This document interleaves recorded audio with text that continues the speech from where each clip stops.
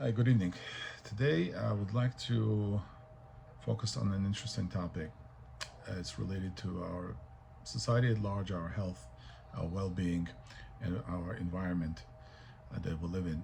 It could be internal, your body environment, could be external, the nature around you, people around you, society around you.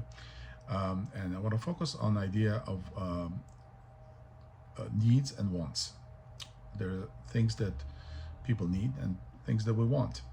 And society has shifted primarily in the last 2 centuries, shifted slowly with advancements and industrial revolution and other things to idea of wants from needs. Up until then, it operated on a lean structure of wants only being available to richest and luxury, but the regular people satisfied themselves with needs. Roof over their head, enough food for the daily bread, basic ideas of cleanliness, ideas of basic education, and welfare in general. And today we have environment of wants. Everything is another trigger point for our nervous system to notice, to pick up on, to want, watch, and desire. So we're filled with the marketing of all sorts of products, ideas that pull us and push us towards these products. And even things like government are now involved in advertising for specific, selling us a product, which is not supposed to do. But we live in this constant onslaught of information, and also physical and emotional onslaught of influences. This could be material influences, psychological influences, and these are all waves of vibes and such that surround us, and we respond in different ways. Different people have different set of resources to respond to these triggers. So through these environments we have some connection, electromagnetic connection,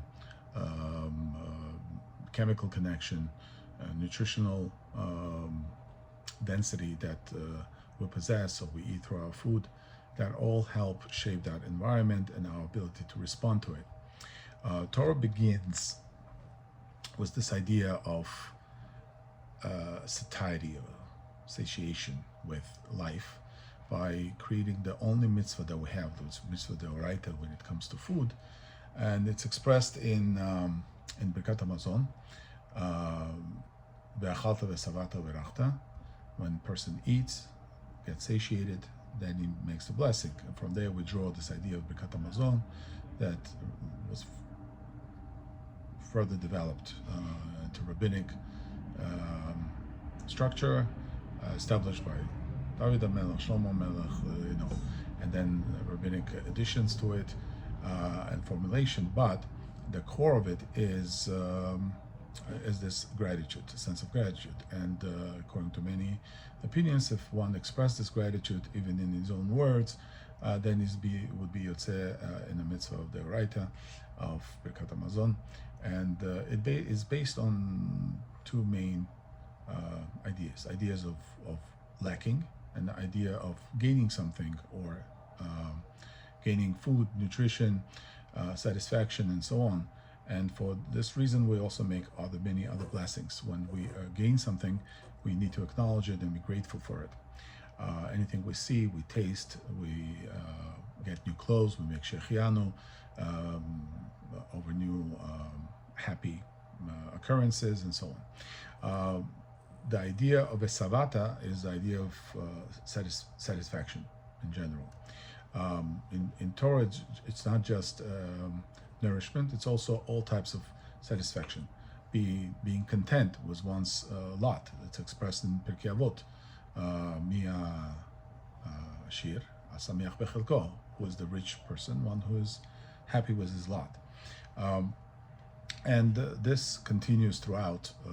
We see the idea that God calling us to be satisfied with what we have, be happy with what we have, and also the futility of running after money and wealth that it does not really bring happiness.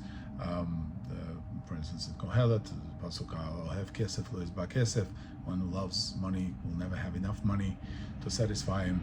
And the famous Talmudic adage that says, "En adam met v'chatzi tavato biyado," a person does not leave this world with half of his wants satisfied. It specifically says tavato, meaning this is wants, not needs.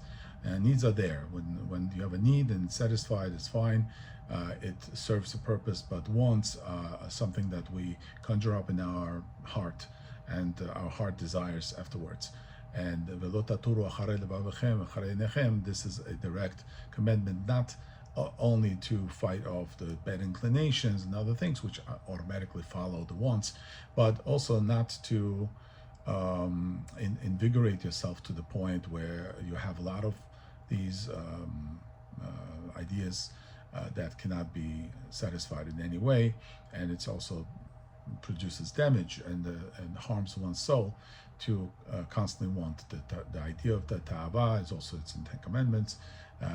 Idea of coveting one's wife or one's property is obviously it's a cardinal sin that can lead to many ill effects, and also it has that futility in it that may not be able to get, but I want to get it, and therefore I will employ any means to getting it. A lot of people operate this way today in business, in life.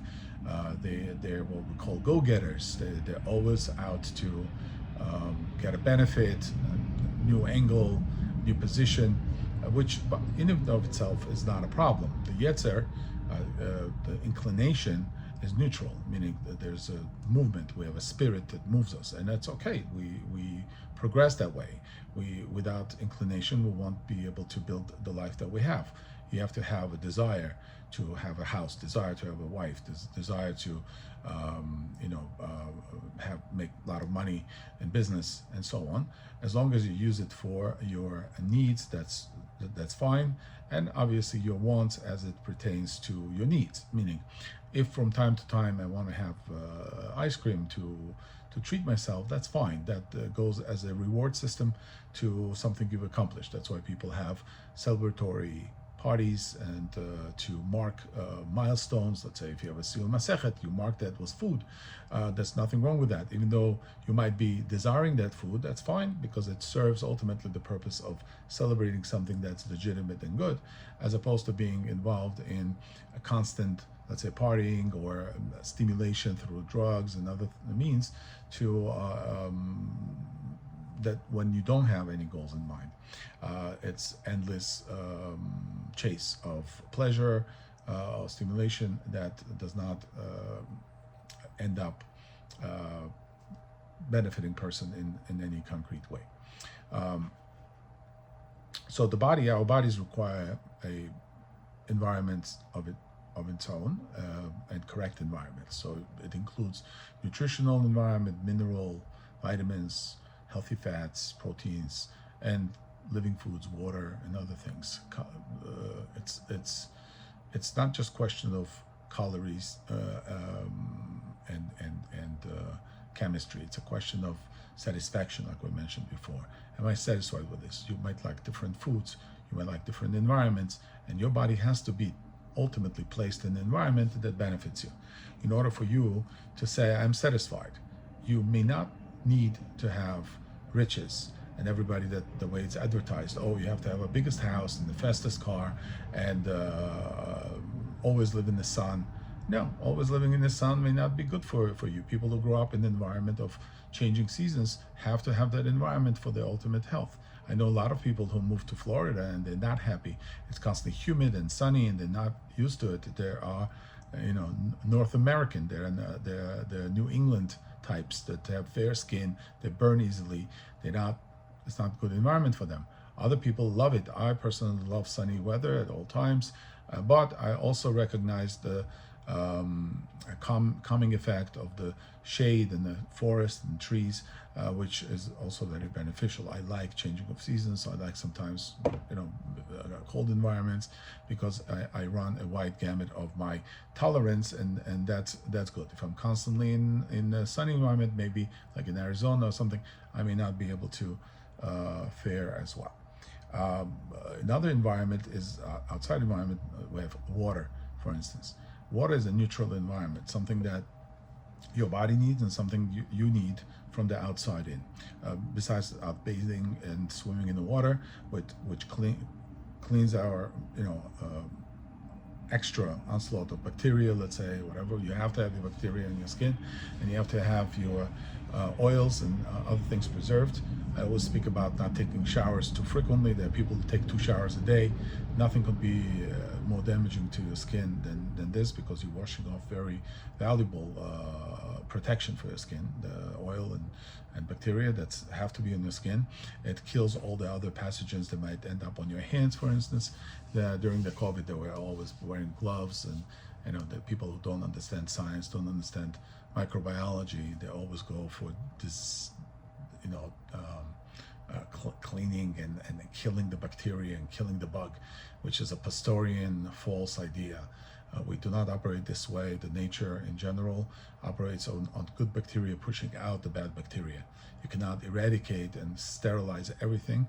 You have to come to understanding that it's your own environment that fights off anything that doesn't belong in your environment. That's why you have skin, so not to let anything internally. And that's why any permeation of skin is a dangerous thing. That whether it's a shots or cuts or surgery or any sort, it's a negative thing, and it has to be carefully considered. Moshe Feinstein, I believe, presents this idea that it's not so easy to just penetrate the skin was the needle. That's what, let's say, for giving blood or something, even though it seems like a noble idea, but you may not be allowed to do it because you're actually doing a nezek and damaging your environment. Skin is an environment. It protects the internals from any such violation of that boundary. And so for taking many showers or washing constantly your hands is a bad idea. Yes, you have to be clean. When nobody says walk around with dirty hands, and take showers every other day, let's say, if you're not sweating and you're not exercising and you don't have that excess sweat. But normal conditions, when you're in good environment, to protect that layer. And and I have many people misunderstanding this all the time. Americans in general, they think that showering all the time is a good positive thing. First of all, in the United States, people do not know how to bathe. Generally, the reason why there's so much body odor on the second day after taking a shower is because it doesn't really remove anything. In the olden days, if you go to Turkish hammams and other places, people were able to go there for once a week and be clean for the entire week, provided they were not engaged in the dirty jobs and something that included outside work. And but people were able to stay clean and till the next week. Water was scarce, and when they bathed fully.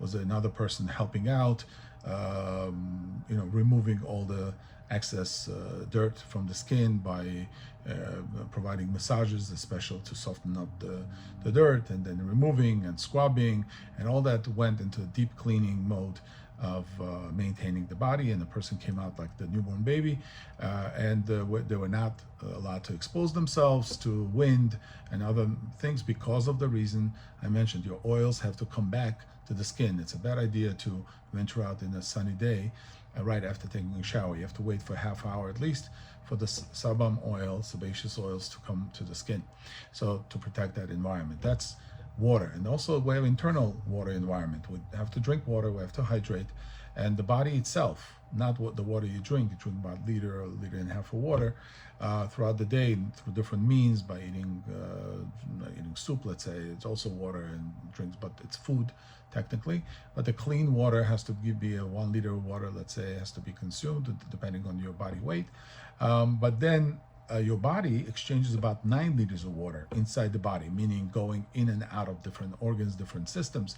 About 9 liters of water exchange, and only some of it comes out at the end as a waste material or urea that your kidneys detox the toxins into and push it out. So the water is important.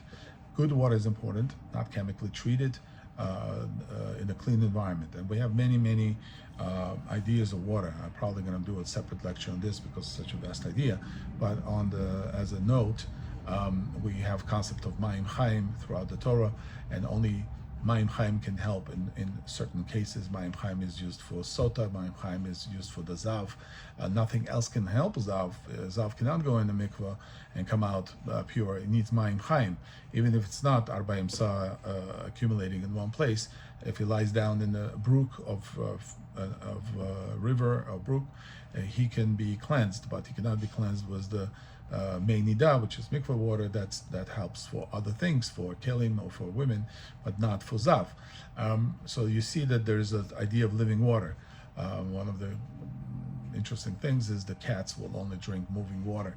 You ask cat owners, and they now purchase a special vortex creating drinking station for cats. Dogs will drink anything, but cats need moving water, and they will many times settle for a toilet water that's spinning, creating vortex in the toilet over a still water that's standing.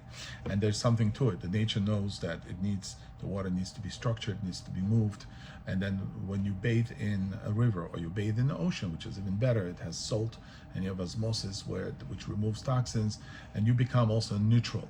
Just like you become neutral on the outside, meaning you balance your acidity and alkalinity, so you become neutral on the inside. Water being 7 on pH scale, a good water being 7, a slightly alkaline on pH scale, will balance your and give the resources to your body to balance your pH through kidneys and pulling and pushing salt in the system where you have volumes adjusted. Your liquid volume is adjusted constantly by your kidneys and by your adrenals and liver and so on. You have next environment is air. Obviously, air has to be clean and pure and infused with good ionizing particles that help your environment. And when you breathe that air, you alleviate a lot of things that later present as symptoms. For instance, hypoxia, hypopnea, all these lack of oxygen to the tissues, and general breathing is being disrupted. The pulmonary stressors that can happen from breathing in the environment that's not suitable for you, and therefore you don't have satisfaction from going out on vacation if you're breathing a car exhaust the entire time on the New Jersey Turnpike just to arrive somewhere for a day of vacation. This is not a suitable relaxation or rest, and this is one of the ills of the Western society that does not allow a proper vacation time for people. For instance, I met a German person once in the airport on Lufthansa flight, and I started up a chat, and he said he's an engineer for one of the car companies. I don't know if it was Mercedes or one of the companies, and he was on his vacation. I said, where? And he said, Miami. I said, how long is your vacation? It says they give him 1 month. He can do whatever he wants 1 month out of the year, and he splits it up between America and Europe and other places, and his family just travels and they rest, get the full rest out of it. They don't engage with business, nothing. There's no phone calls, and it was a long time ago in the 90s, so today we're all tied to our phones, which is another total discussion on the environments that we face with technology. Giving 1 month off, it's a routine in Europe. Mothers who give birth, they get maternity leaves that are very long, because they understand that mother has to take care of the child after giving birth. In America, it's not so. They plug them back into the very unhealthy, unnatural environment of workplace, and the mothers are forced to go back to work, and the child ends up eating formula as his initial steps in this world are now fashioned with 5% glucose and horrible nutrients that, no matter how good the formula is, can never replace the breast milk with all of its custom-made nutrients that baby can have. And then we have illnesses and sicknesses that visit upon the child, which medical community will swiftly try to fix with drugs and vaccines and other terrible things that do not have to be there if the child is well supplied prenatally, and after birth a mother has good nutrition and ability to rest and take care of the child. That also includes the air and the breathing, because the people tend to be locked up. If a child goes to daycare, they're not exposed to fresh air as much, because somebody's rather keep them inside and in a controlled environment than running around all the time in the park. When one of the parents is not working and they're able to do daily walks, the child grows up healthier, and the oxygen intake is different, their cardiovascular system develops better, and that becomes a more satisfactory environment. They go to sleep properly, they recognize daylight versus nighttime, their circadian rhythm is better, their serotonin, melatonin exchange is better, the pineal gland works better, and all of that results in a lot more satisfactory environment, where the child no longer is cranky for sugar in order to stimulate them, or for some video or cartoons to watch in order to fall asleep on the couch, because they simply can't hold their head up. That's not a healthy way to go to sleep. You can allow some of that daytime, but the nighttime comes and there should be no screen for minor children, because that affects their neurology, that affects their sleep-wake cycles, and therefore the next day they could be more irritant, and they would have to be asking for sugar as a go-to drug, a preferential drug that they know, because they grew up on formula. And when they grow up on formula, on the glucose, they constantly strive for glucose. Add to insult to injury, you'll have every rabbi in the yeshiva or in the school giving out sweets and candies, constantly pumping them up with sugar, and then they have sugar crash, and then they misbehave, and then they get onto Ritalin and other drugs in order to control the environment, because that's going to lead me to another large topic of, as an educator, I can tell you, I bear no sympathy for compulsory education and the system surrounding it, because that creates ultimately an unhealthy environment, unhealthy child, and no satiation with life. But that for later topics. But now I just want to go through some of these main ideas, and that will enrich our understanding on wants and needs. So you have obviously natural environments and artificial environments that we discussed, and you have to try to stay away from artificial environments. For instance, walking on the cement or parquet floors versus walking on the grass. It's two different things. So you're grounding better, your electrical exchange with earth is better. You can actually record it on the devices, and you see how much happier children are running on the grass in the park than they are in the house environment, where there are a lot of surfaces they can sit on, but not much space to run around. Many children who are autistic, they constantly require movement. I've seen them many times, and they require movement, and the parents will end up building like jungle gyms in their house or apartment just for them to move constantly and hang on something. And it's a very unfortunate, injury that happens. That's a man-made medical injury that happens to the child's neurology, and many causes, but mostly man-made chemical causes. And that brings us to other stresses.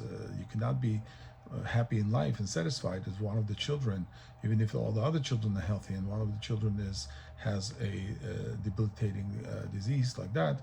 A person would not consider his life, to be happy. I know several people that have autistic children.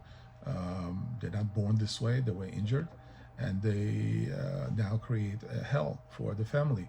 And it doesn't matter how much money the family has. There's no cure, and medical system does not provide many solutions for that. There are solutions. If the people educate themselves and learn, there are some solutions for better neural response. There are some solutions with vibrational methods, sound vibrations, and other things. And there's many alternative methods in, let's say, in chiropractic that successfully treat the symptoms of and actually improve the motor function of a lot of autistic children. I mentioned last lecture the body is the temple and it needs protection. Hashem says, "Asuri migdash v'shachanti betocham." It lives in every heart of every man, and we have to make a room for the spiritual core of our body, our soul, to be visited by God's influence and on us. And that's the Mishkan, the Mikdash, and we have that center, and that's one of the reasons that the person can search internally for that satisfaction, not externally, not money and not a bigger house, but be content with his own self. It's a Torah idea, and it's a secular idea. Many philosophers, Diogenes of Sinope, famously, he lived in the barrel. He was very well satisfied with that life. He met with Alexander the Great, who stood over him, and he said, "What can I do? He's such a wonderful philosopher. What can I do for you?" And he said, "You can move out of the way. You're blocking my sun." And so this idea of stoicism or being satisfied with little is well known, and the Torah reflects that, and it says that not that you should be poor, but you should be satisfied. We should be content. There is a very interesting development in American food industry. It started in 1950s with the advertising companies trying to push different man-made engineered foods that started plaguing the American food supply from those days, and they tried to introduce different oils and seed oils and straight out Crisco, which is leftover submarine oil that was restructured to be cooking fat. A lot of people still use it, and salt. It's terrible stuff. Your body doesn't metabolize it well, and ends up with some kind of oncology that started, by the way, in 50s, and a lot of smart doctors at the time noticed that increase, even though government would not admit it, but there was since increase by a percentage point or half a percentage point every year to a number of oncology that followed that. And these foods were introduced, and they realized, the companies, the big companies, Nabisco and Kraft Foods, they were selling these to the public. They wanted consistency in their food, they wanted consistent taste profile, and they wanted also the people coming back for more and more.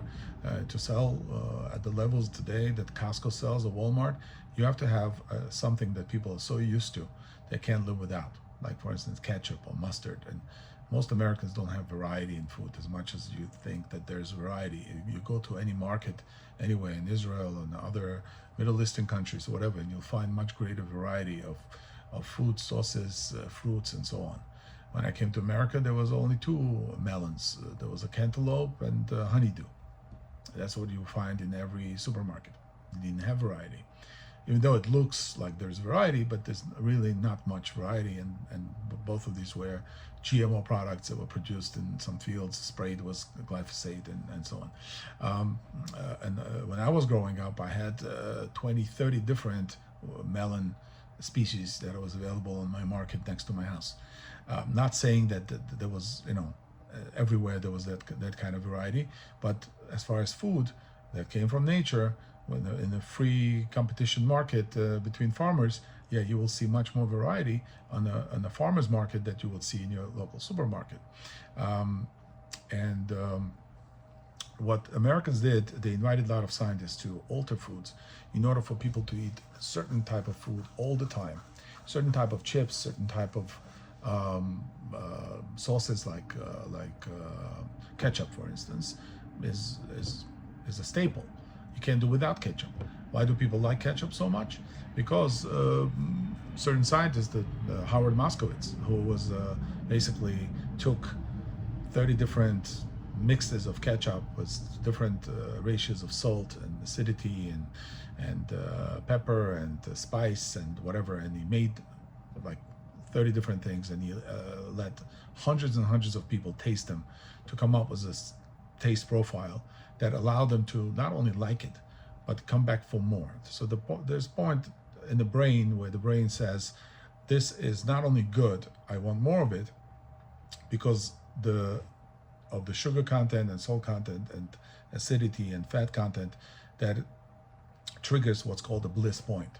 Bliss point is a revolutionary step in food marketing and manufacturing that basically changed the way many Western countries approach food, and the companies that produce them. They took this as a weapon, basically weaponized it against children with cereals, and against adults with chewing gums and all types of snacks. And today you have most stores dominated with these foods. There are no wholesome foods anywhere you stop. They're only bagged or packaged foods, and those packaged foods are preserved, and they're long lasting because they don't have anything natural near them, and they have benzoids of all sorts to supposed to protect flavors and tastes, and because they have a shelf life, they're available everywhere, and they don't go bad, so you have plenty of those rather than the perishable foods that go quickly. And unless you're cooking at home and creating your own meals, you're at the mercy of buying food and consuming those products. So the bliss point was something that we're living in the midst of now, of this natural, unnatural foods that constantly have to be detoxed from. Your body only gets some calories from it, and some vitamins. Mostly vitamins are artificially added to the product. First they strip it of all the good natural stuff, and they artificially add vitamins to control, again, the taste and the satisfaction profile of the food. They don't make it 100% satiation, so you can come back for more, and that violates that original principle that we mentioned. Your body depends on two main hormones, lectin and ghrelin, and they can control hunger, desires of hunger, and satiation. Ghrelin is hunger, and leptin is satiation. So unless that happens, the person keeps on eating. So if the body does not realize that it has enough food, the person keeps on taking the next chip and next corn product, and usually these products are so fluffy they melt in your mouth, and the mouth of the person, besides it's terrible for dental health, but the mouth of the person doesn't have that realization of texture. There's a machloket in Gemara of whether Bnei Israel in Midbar, in the desert, the Jewish people, they consumed manna, whether manna had only taste or had the taste and texture. There's a little discussion, and you can understand this bliss moment from that. The manna was a blissful food. You ate it; it acquired whatever texture, whatever taste you would think it would acquire, and eventually the breakthrough or rebellion against that was the Jewish people demanding, according to opinion, that it did not have texture. Jewish people demanded meat. That argument in the desert about meat, where they came to Moshe and they said, we must have meat, and he provided slav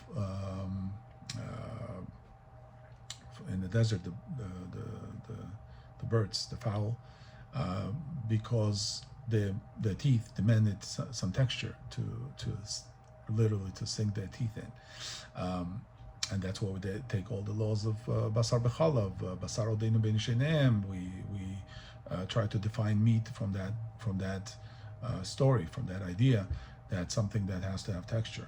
And yes, the development of jaw structures and the cranial structures of the person highly depend on whether the food has texture, proper texture of the bread, proper texture of meat, so you can pull and push, and your dental structure, the teeth are not crowded, and jaws, both maxilla and mandible, expand to the right size, so that you can have proper alignment of teeth. And most children today, as you can see, they go to orthodontists. They're big money makers, the orthodontists, because they constantly have to fix their teeth, particularly with girls, because they're going to get married. So this I have not seen.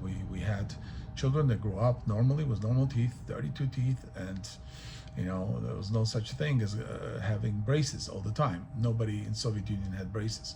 Not that they didn't have some that had crooked teeth or missing teeth or whatever, but it was usually due to an accident or something. Normally they would develop normal dentistry because of the foods they ate and the foods that had texture, and they could pull and develop that good structure. So we have this idea of choice of life versus death. Torah says, "Rei natati hayom lefanecha."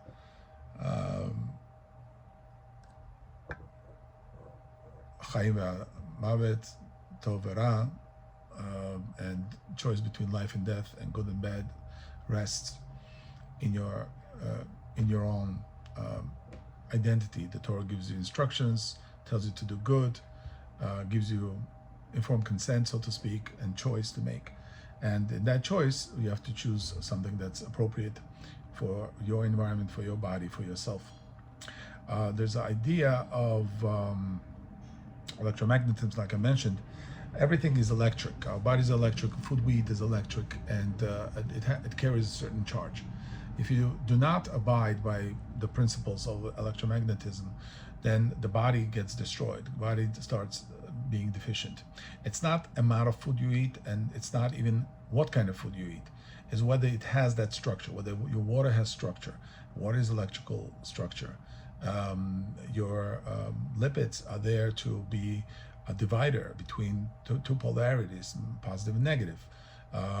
It's a bilipid layer of the cell that protects that environment, right? So you have negative and positive exchange all the time, and that's very important to understand. Our brains, our neural structure is all electric action potential that goes through the body. This is expressed in many works of early scientists that unfortunately today are vilified for some reason or whatever. The United States, in the beginning of its development, of its military development, had organizations like DARPA created that did many experiments on healing of bodies. Now military, I must tell you, a different entity than the rest of the society.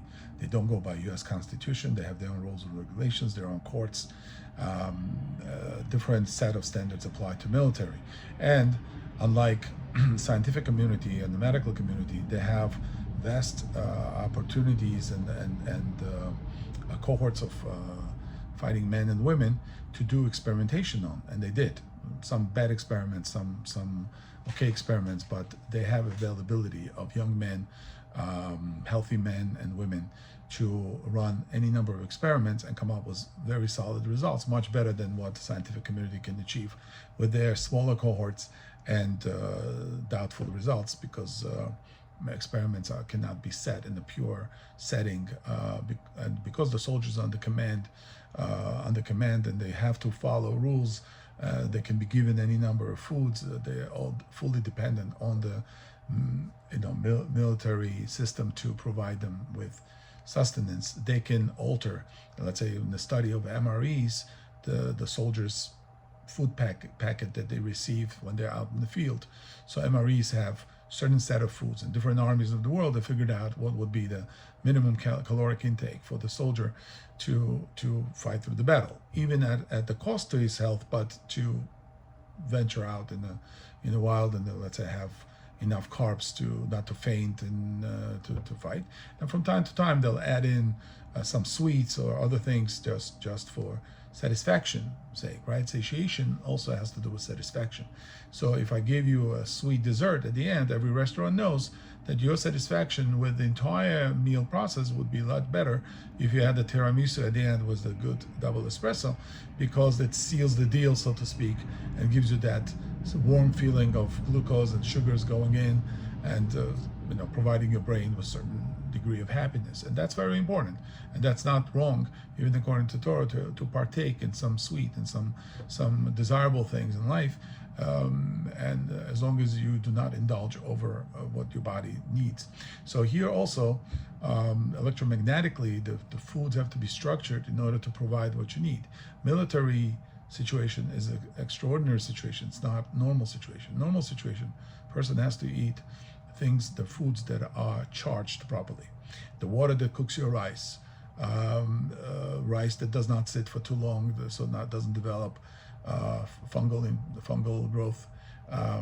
Anything over 2 days can be infused with any number of pathogens. The meats that are freshly sourced, the milk that is grass-fed and unpasteurized, all these things provide much better nutritional, probiotic effect. We have society of antibiotics constantly killing off things with glyphosates and in the fields, and antibiotics that are prescribed by doctors, and all of that fights the biome that now cannot produce what it needs to produce, primarily serotonin that's produced in your gut, 90% of it. And people are walking around depressed. Depression is connected to your biome, and then doctors do not treat the biome. They prescribe Xanax because the person is depressed, and they don't connect anything, or they don't want to connect anything, and therefore the person becomes discharged, electrically discharged, and therefore they have no energy to do anything. Energy comes from the electrical charge. If you believe, assuming that they say the truth about ATP that produces electrical, I'm not fully sure, and nobody has explained me exactly how adenosine triphosphate creates the sparks in the phosphates to create energy that later gets distributed throughout the body. It's beyond I think anybody's understanding fully how that becomes our spirit and then the neshama that sits in our body, that animates our body. But famously, there was a book, and I recommend reading it. It's a fascinating book. It's by Robert Becker, who was one of the doctors who was involved with DARPA, and they saw a lot of soldiers recover from devastating injuries, the spinal cord injuries, where certain things healed. And he describes in his book how, so in the nature itself, some lizards and other animals, they can regrow their limbs. If you grab a lizard's tail, it separates, it comes off, and the lizard then regrows the feet. I mentioned, idea was the frogs, that they lose their leg, and scientists have attached a certain protective cap on the leg, and the leg grew back successfully, where in the nature it wouldn't grow back because the wound would need to be covered up and healed immediately, not to prevent animal from dying. But if the wound was protected, then the limb grew and the amphibians could grow another leg. So that's an important point to take. Read the book, make up your own mind about it, but everything that outside and alternative systems of healing suggest that our inner energetic charge, energetic field is very important, and we have to protect it.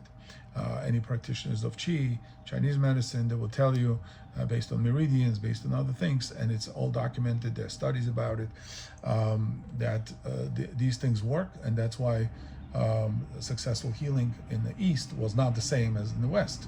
In the West, we still use barbaric barbaric, really dark age barbaric healing methods like surgery, cutting and burning, and removing things, in the allopathic approach to everything, where in the East was always some gentle practices were applied to heal the body, always with in concordant with the nature. The doctor was not a healer. Doctor was facilitator of nature. The body heals itself, and the nature and the environment helps, and doctor is one of these helpers to remove stagnation, so there could be a flow, and therefore there could be a satisfaction when I feel healthy. There are moments in your life that you feel absolutely well. There's no pain, there's no headache, there's no, you just had a meal, and you feel absolutely satiated and satisfied. This is the sign that you have to be grateful. You have to say thank you, and you have to provide more such experiences to your body, because it's so healing, to your digestive system, to your nervous system, environments, people around you. When you find yourself in one of those, you have to take the information I'm speaking about, and you have to apply it, and you have to replicate that environment, whether it was food or engaging with different people, or the work stresses that one has, in order to be more successful, more satiated with life, and only need the things, certain things, and not necessarily go after the wants. Wants is actually a deficiency, and it does not really provide benefit. Wants don't provide benefits. It's like a child that creates a tantrum to get a toy. It's because the child does not have better environments in which can calm the nerves, and it always goes to this next toy and the next toy, and when it's not given, that becomes like a drug. It becomes like dependency, and many dependencies that we see today is a childlike behavior with adults. Today, the already deficient adult that does not have enough sleep, enough serotonin, his sleep cycles are broken, ends up not sleeping enough at night. Everybody admits the person needs sleep. There's no science that says the person can live without sleep for 3 days. And if the person is exhausted to that point, then he has to still wake up and go to work next day. When he goes to work, he's looking for stimulants in order to keep himself active throughout the day. He doesn't have a choice of siesta like in Europe, to go retire for 2 hours and go sleep and have nice homemade meals and then come back to work. He has to not 8 hours, 12 hours, stay at work, go to any office, investment banking, and any, high-paced business environment, and you'll see that people work way more than regulation allows, and they have to stimulate themselves. Yeah, the basic one is coffee, and then some will take energy drinks, very, much more caffeine than in coffee, and others will go to things like Adderall and other stimulants. Some will do cocaine.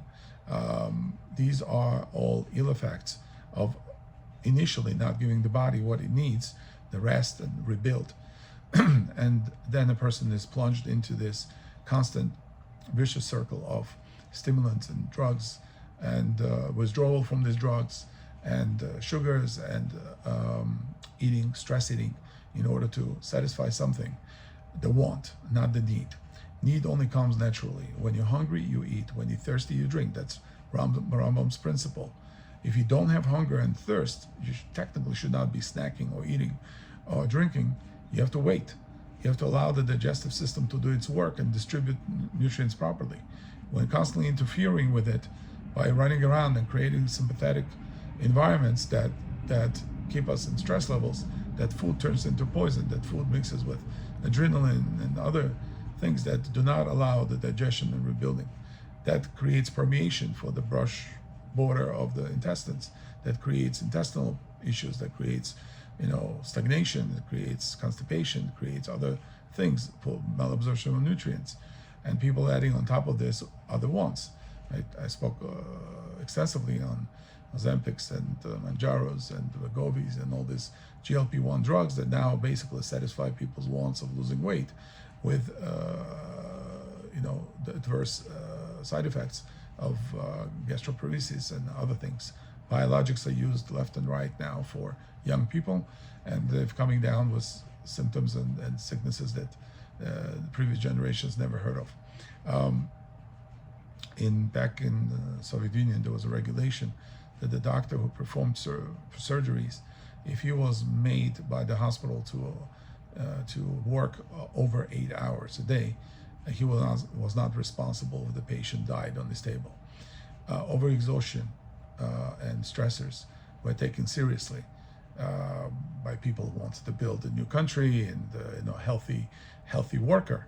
Yes, there were the ulterior motives to that, but nevertheless, today, even China, whatever, they're trying to create a much healthier. You'll see those Chinese elderly exercising in the parks, doing pull-ups and push-ups at age 80. That doesn't exist in the United States because here we have nursing homes. But there, they don't have nursing homes. They have to keep well into the old age. In fact, speaking of that, I'll finalize with this idea of seva tova, or good, ripe old age, which means as the person's been satisfied with life. It says about Avraham Avinu, of the Avot, that they lived a full life. That they were niftar b'seva tova. They say on the person that had a satisfactory life, that it was niftar b'seva tova, and everything goes after the Gemara, everything goes after how it ends, and creating an environment that is based on person's needs, what he needs to supply to his body, and then body will do the rest. It highly depends on what he does daily, and what he eats daily, how he engages daily, and how much he pushes back on technology and other disruptors, endocrine disruptors that we have, that allows us to save very important energy in our body for better things, so we can be more productive in other areas with our family, with our children. But we can't help ourselves, we can't help others. We cannot be that energetic source of not only physical but emotional and spiritual influence onto others. If I don't have that capacity, I can't pass it on to someone else. And in fact, the disease is primarily loss of that energy and electromagnetic presence in every cell, in all our body, in our environment that we interact with, and that therefore we succumb to that terrestrial deficiency, and then other things can come in. That's why there's no bugs that can harm a person. It's only lack of terrain, or proper terrain, to resist any outside negative environment, and connect to the positive environment that enriches us. This is good water, good air, sunlight, good food, and proper good relationships with people who are not draining energetically, don't drain us, but rather help us and fuse more life and vitality into our everyday life. I will end it with this. I will have future discussions on this. These are fascinating topics. Let me know, PM me if you have anything particular in mind. But remember to have, satisfaction in life, gratitude, which will be followed with flourishing and prosperous life. Have a good night.